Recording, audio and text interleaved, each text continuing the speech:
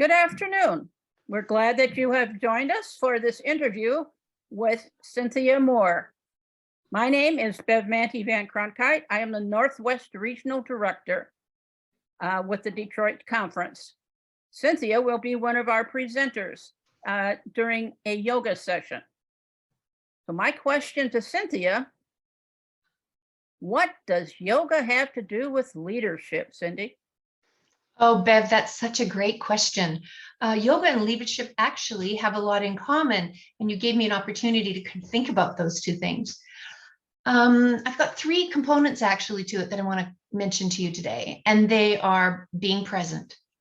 So in yoga, our goal is to be in the moment and understand that we have no control over the past or the future. We only have control over ourselves in this moment in time. A benefit of yoga is we focus on breath during our postures, which is calming to our busy minds and are releasing our bodies that are often very stressed. And in turn, we reduce stress and anxiety.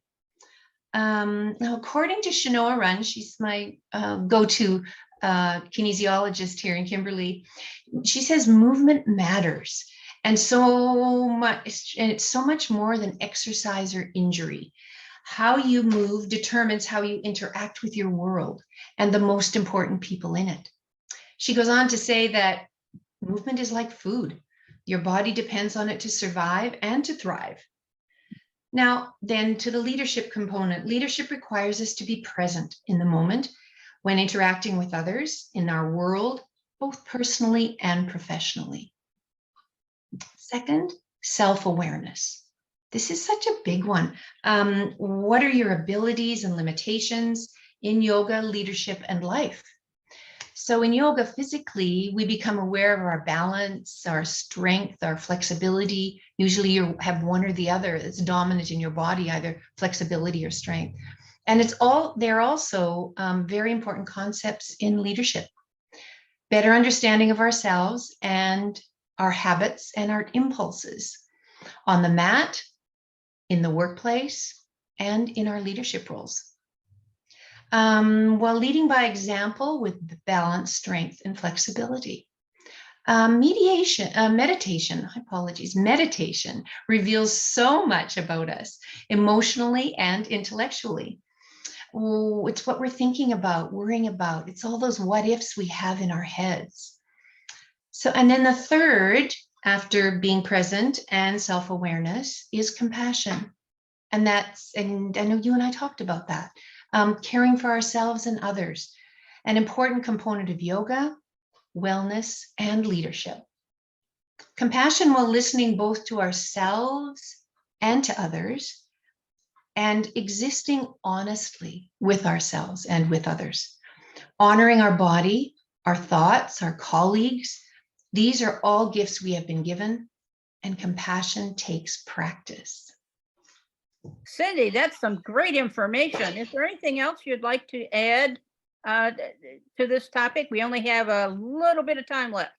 Okay, in our Wellness Matters session, it's a 90-minute extended session, so a little different than we normally have at conferences. We're going to cover 4 aspects: being present, showing up. It'll give us an opportunity to move and relax. The second is meditation. So we'll be working on our increasing self-awareness. Third is compassion practice. So listening to ourselves. And the fourth is listening to others and hearing about some current wellness research. And you can bring your yoga mat if you like, but you don't, it's not required. Excellent, excellent. A lot of information. And there will be a lot more of information on different levels of wellness and health for students as well as for those of us adults who present ourselves to the children. Thank you for coming to the session and having this little interview, Cynthia. Again, she's from, the chapter is in Calgary, Canada.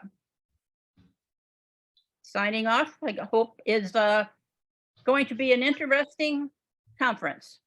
Bev Mantey VanCronkhite from Wisconsin, Northwest Regional Director. Thank you, Cindy. My pleasure.